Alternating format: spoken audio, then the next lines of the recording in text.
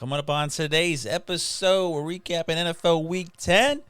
We're saying good riddance because the Giants have fired Brian Daboll. We're going into the Mavs firing GM Nico Harrison, as well as an updated power rankings for me this week. All that coming up.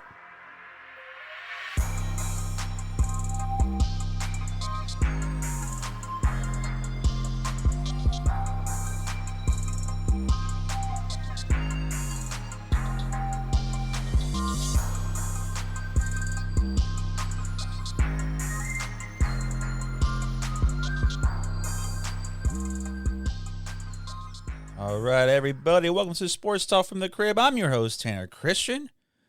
Let me get into some details here in the firings. We got a couple big ones, both in the NFL and in the NBA, finally. Right? I think the Mavs fans been calling for GM Nico Harrison's head ever since that Luka Doncic trade. We'll get into this as well as that Monday Night Football game. What's happening with the Green Bay Packers and Jordan Love? We're going to get into the updated week power rankings we're doing on Tuesday this time. And if you're new, we'll start out with Tuesdays and Saturday mornings now. It's a new time schedule for the podcast. It's available on all streaming platforms. You can stream it on Apple, Spotify, you name it, we're on it. As well on the website, sportstalkfromthecrib.com. And check us out on social media, Feel the Heat Entertainment. It's Feel the Heat NT. We're on Facebook, Instagram, YouTube, X, TikTok. Catch Cocoa Beans Monday Night Football picks. He just did one. Catch our Sunday picks. Yeah, lost on Monday night. I tried to get it to tick the Eagles. I was like, I figured something was going to happen. One of the fans wanted to, go with the Eagles. I was trying to get her to go with the Eagles. She was like, nope, I'm sticking with Green Bay. Ended up losing.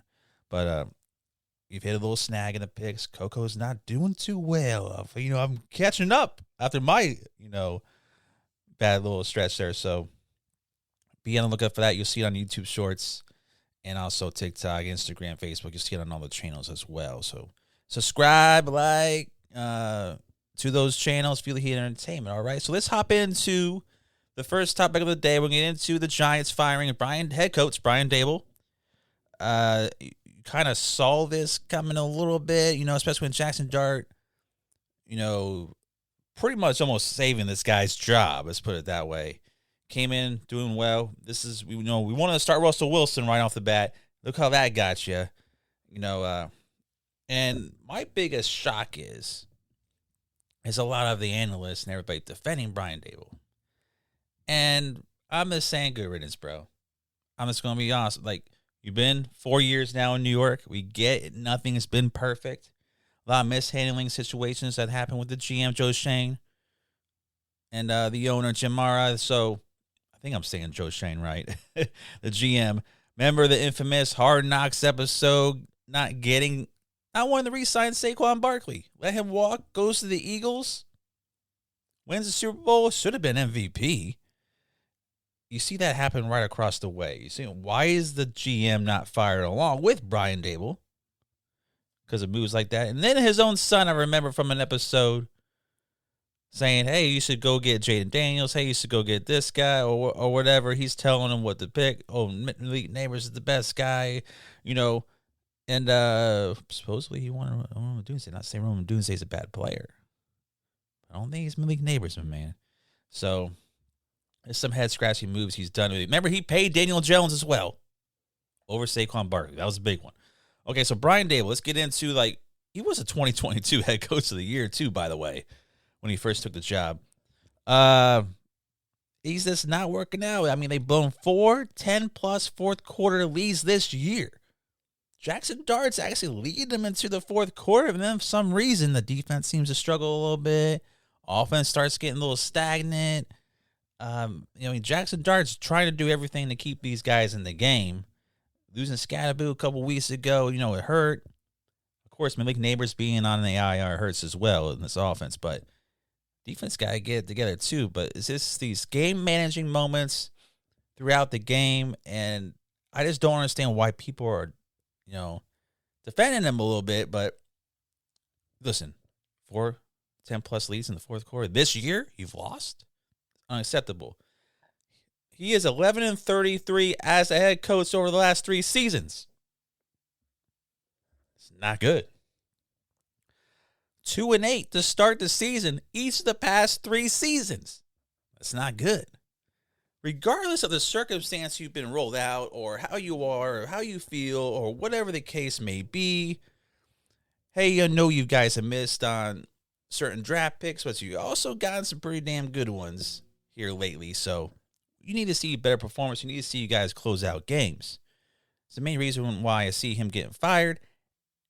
And then you add on to Jackson Dart taking all these hits, all these design runs. It's like he put all the eggs in the basket, shaking them up and everything, and saying, Jackson Dart, go save my job. Do whatever it takes.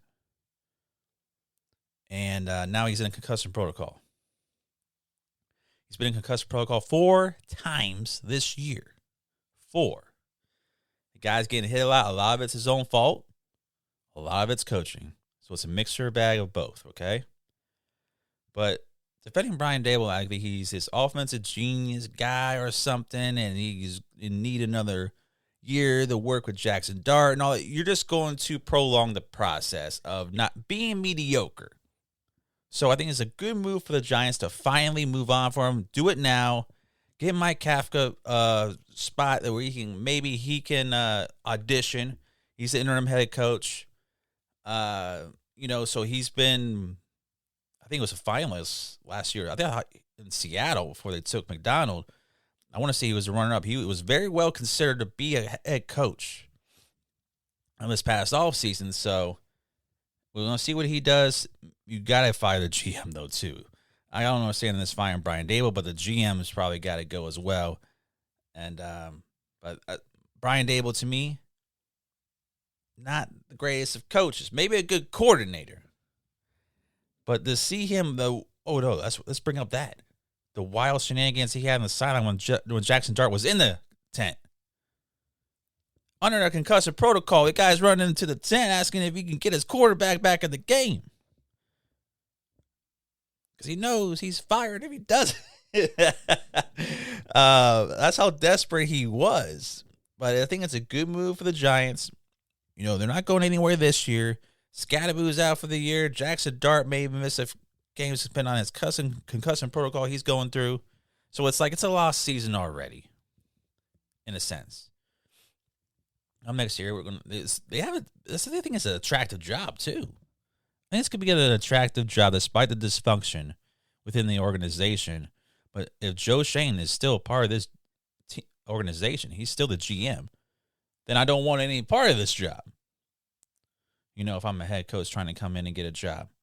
So that'll be interesting to see how that happens come next year, or Mike Kafka ends the year strong, being the interim head coach. Maybe he gets considered.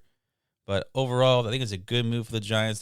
They should have done it in the beginning of the year. But decided to hold on to him, and guess what? Look what happens. And you look at the success other, coaches and QBs have had. You look at Ben Johnson in Chicago, Caleb Williamson, despite the little rough comings in the beginning of this season, they're 6-3. You look at Mike Vrabel in New England, all of a sudden Drake May looks like an MVP candidate. They've only lost 2 games as well. So New England's on top of the AFC. Mike Vrabel, he did a hell of a job in Tennessee, and they got rid of him. Tennessee hasn't won any games since. So you see it work, especially lately. So we'll see what the Giants going to do going forward. All right. Let's talk about this Monday Night Football game because, my goodness, this is talk about for a little bit. It was a great defensive battle, but Jordan Love and these Green Bay Packers, they lose to the Eagles 10-7. This Green Bay Packers team should be playing better. The Eagles should be playing better too, but the Eagles just kind of skate by. But they just know how to finish. They know how to win the game in the end. So, but let's just stick with the Green Bay. This 5-3-1. As you see, they've fallen down to third place in this division. They're still right there with the Detroit Lions and the Chicago Bears, believe it or not. So there's a game back of those, falling to the third place. But it's Jordan Love's play at certain times in the game, just want to point out, especially the end of the first half. It was, you're in field goal range, then you take a sack, then the very next play is a sack fumble, lose the ball, it's turnover, Eagles recover. That's 3 points. If you were just if you don't trust him, just run the ball in that situation. Like you were doing those inside zone runs with Josh Jacobs pretty much the entire game. Why not in that situation say, hey, you know what? I don't trust you, Jordan Love. I'm going to do my inside zone with Josh Jacobs and call it a day, kick a field goal. It was windy. It's cold. I get it. But try to get some yards. There was a lot of drag routes and, other things underneath that Jordan Love this for some reason didn't pull the trigger. He didn't throw the ball. But we're going to get into that too. The play calling, man, especially in that fourth quarter, we'll bring this one up. 4th and 1. Guess what? Let's bring up that inside zone. Hey, I don't trust Jordan Love. Run the inside zone. Oh, tackle for a 4-yard loss. Turn the ball over. Hey, it didn't work. It's like I told you. I tried to say, hey, do that in the first half, but now it's the end of the game. When you have a defensive lineman for the Philadelphia Eagles, I don't know who it was. Shout out, hey, zone, running this way. Zone, inside zone, run this way. And the whole entire Eagles defense is in the backfield because they ran the inside zone to the right. And they all called it. You got more Eagles jerseys over there than Packers players. And you still ran the play. You didn't audible out of that, Jordan Love. Like, if somebody said that, and I saw the entire defense shift over, knowing I'm going to run that inside zone to the right, I would audible out, or he should have pulled the ball back and ran it himself. But he didn't. But these are this circumstances where you're just throwing points away, throwing drives away, that you just scratch your head because look at this team. The defense has let up in their losses. 16 points or less. That Carolina loss. They got the game-winning field goal at 16-13. You had the Cleveland Browns loss. You've tied with the Cowboys. And that were crazy when we didn't play any lick of defense. So it's just like, why? And you lose this game. 3 points. Your defense only let up 10 points. And you lose again. This has not been done ever in Green Bay. They're losing games because they can't score. Unacceptable. I just don't understand playing on Jordan Love on the day. This is go to 20 of 36, 176 yards. Took so many unnecessary sacks. Like I said, get him out of field goal range. He actually did it twice where they were in field goal range and had points to get on the board, and they failed because he'd taken these sacks. What's next? What can Green Bay do? I mean, they're only a game out of their division. Still, despite all this is the game they should have won. They should have won against Cleveland. Should have, would have, could have. Should have beaten the Carolina Panthers at home. You beat the Lions week 1, looks so great, and all of a sudden it's like you can't score. Doesn't make any sense. Well, Matt LaFleur, you better step your game up. You better get Jordan Love playing well if you want a shot at this NFC North, because your big divisional games are still coming up. You only played Detroit once. You still got to play them again. You got to play the Bears twice. So, still got the Vikings twice, and they're not. You don't know what team they're going to show up with them either. It can get a little rough for the Packers quick. So, as for the Eagles, just keep winning, man. That division's all yours. They're 7-2. Hey, one game not going to get the ball to A.J. Brown. Doesn't matter. We're still going to win. Hey, one game not going to get the ball to Saquon Barkley. Still going to win. Hey, we're not going to be able to complete very many passes today, but we're still going to win. They still win. It's the difference between them and the Packers. Defending Super Bowl champs, I'm not counting the Eagles out at all. As for the Packers, they got a lot of work to do to get, NFC is up for grabs. You just look at the NFC West, everybody's about the same record out there as well. For you to get into the playoffs, you got to put it together now because Rams, Seahawks, Niners, out in the NFC West, they're going to be battling for the same spot you are. Of course, the Eagles are already there. The Bears, the Lions. Yeah, got a lot of good teams, man. A lot of decent. The Buccaneers. So, don't sleep. Now's not the time because we're past the halfway point. You got to start doing things now. All right, the next one, we're going to talk a little NBA here because the Mavs have finally fired GM Nico Harrison. This is the next topic. We got to start talking about a little more. I love the NBA. Always been a big fan of this. The games has kind of really deteriorated the last few years. It's hard to watch at times because of the scoring and everything that's happening, and people traveling, taking 8 steps and saying they're whatever it is, like putting 5 Euro steps together so they say it's not traveling. I don't know. But anyways, we know what happened last year when Dallas traded Luka Doncic to the Lakers for Anthony Davis. They didn't get a whole lot back, and Nico Harrison's up there defending it, saying it's all about defense, wins championships, and blah, blah, blah, blah. I just wonder if Mark Cuban was the owner, sole owner, if this trade would have went through. Because it's horrible, man. So they finally agreed to part ways. This year, Lakers, what is Luka Doncic averaging, like 37? He's almost averaging a triple-double, like 40, 10, and 10 almost. He's been unreal. Start the season. That's without LeBron James playing. And then meanwhile, you got the Mavs over here sitting at, 3-8 now? I think it is. Anthony Davis has missed 6 games. Kyrie Irving ain't playing. It's just you're rolling Cooper Flag out there as a rookie by himself, and he ain't going to win some games. So, they wanted to fire him the minute this trade went through.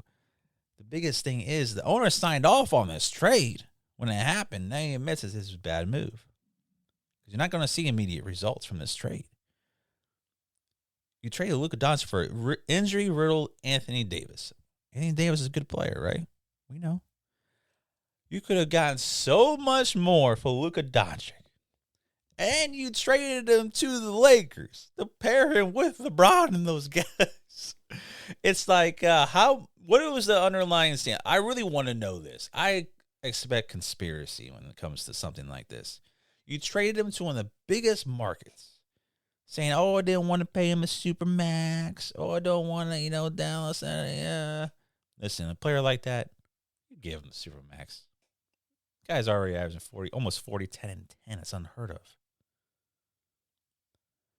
So, regardless, if you didn't want to pay him, it's like you really did not want to pay this man a supermax. Oh, he's out of shape, doesn't look like this, always complaining to the refs, Why didn't you tell every team in the league would have gave you draft compensation for the next 5-6 years if you brought him? You traded him straight up for Anthony Davis pretty much. Like, what's up with that? It's a horrible trade. Horrible. Mavs fans been gunning for his head. Like, can you imagine an entire city, entire state that's like, you traded Luka Doncic away, a franchise player who's 26 years old right now, heading into the prime of his career. He's accomplished so much in the NBA already. He's already led this organization to an NBA Finals. And you still got rid of him. Him and Kyrie Irving were one of the best together. You add pieces around it, and it can happen for you. They didn't do it the right way. You traded him from injury-riddled Anthony Davis. Good luck having Anthony Davis even play half this year. Good luck. Good luck having Kyrie Irving playing half this year. Good luck. Good riddance, Nico Harrison. You deserve it. You probably would never get another job in the NBA again. Fortunately for him. But he probably got a big pocket full of money after trading him to LA. Something that needs to be investigated. Straight up. All right, let's jump into these power rankings. We got a little more shakeup happening in this week, heading into week 11 power rankings for the NFL. I'm not playing around with this anymore, right? Every time I put that team up in that 4 spot, 3, so I believe in them because they're going to come out with a big victory the past week, they don't do it. So, and we got some honorable mentions here, some teams on the outside, including even an 8-2 team that I didn't even put in the top 5. But for now, we're going to roll with this. And number 5, I got the Indianapolis Colts. They're skating by 8-2. The reason why they're in here, Jonathan Taylor, another 3 TD performance. He is the MVP right now. This man is absurd. He may set records. He could potentially, break the all-purpose yards record in the NFL. He may hit 2,000 rushing yards. I think he needs what? He only needs 10 or 11 more touchdowns. Forget about it to set the NFL record. He may do it.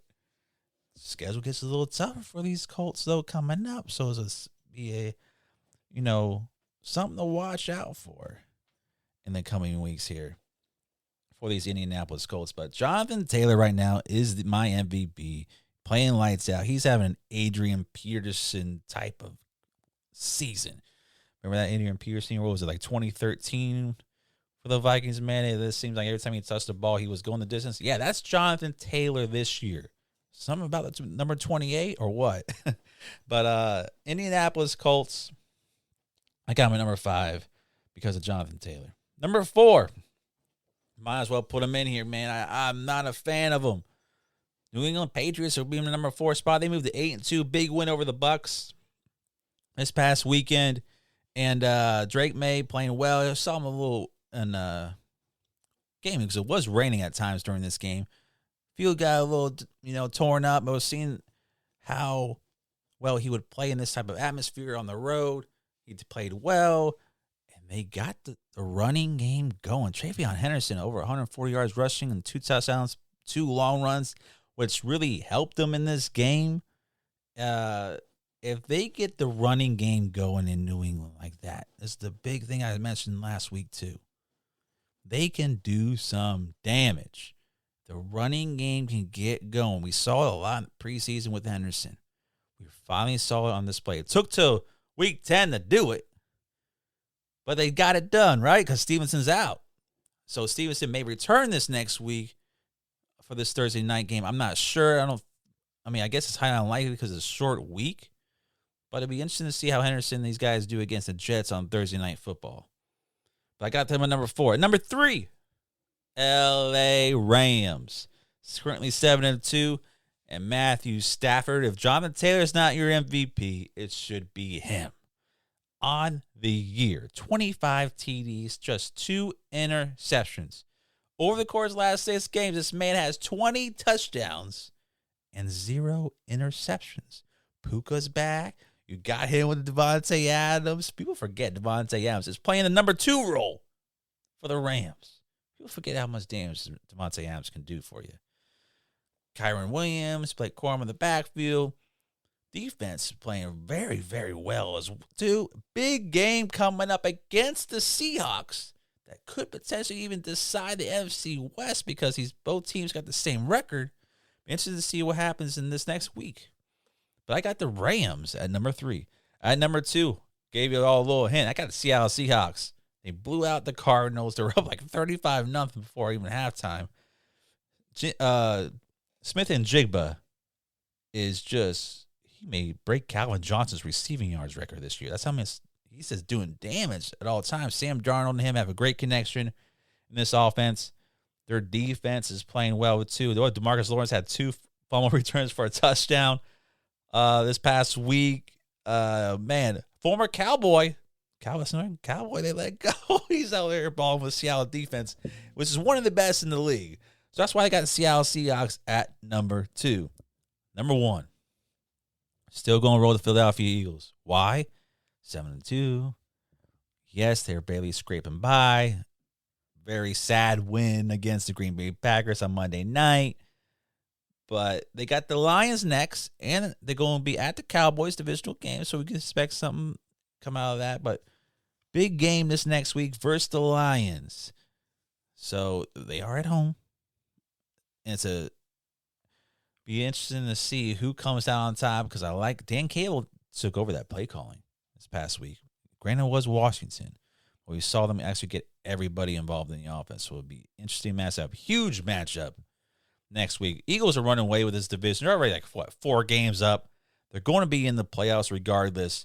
But the Eagles, we know they can turn on us. Defending Super Bowl champs. We saw at the same time last year we were questioning. We wanted to fire the head coach last year, Nick Sirianni. And because all the function that was going on with A.J. Brown not getting the ball, then the run game not getting the ball, but then it was just like, oh, hey, listen, we're going to do what we're going to do. and we're going to win football games. And that's what they do. They just win football games. So that's why they're my number one. And some names I left off. I left those Broncos still off at 8-2. I think they're a fraud 8-2 because the Bo Nixon offense looked horrible again the other night. Chargers 7-3, Lions 6-3. They're outside the top 5 this week. We're going to see what happens with some of these games. Like I said, Lions and Eagles, big game this next week. We got the Seahawks and Rams facing off each other. Huge games this next week. Obviously, these power rankings can change. But for now, I got number 1, Eagles, 2, Seahawks, 3, Rams, 4, Patriots, 5, Colts. I think the Colts are going to falter a little bit. I think I can't have all NFC top 5 teams in my top 5 right now. We got to have somebody from the AFC, right? But the New England Patriots is the only one that got the easiest schedule remaining. I expect them to kind of roll, especially in this division. And now being a couple games up on Buffalo. So I like them. And that will do it. That's our Week 11 Power Rankings.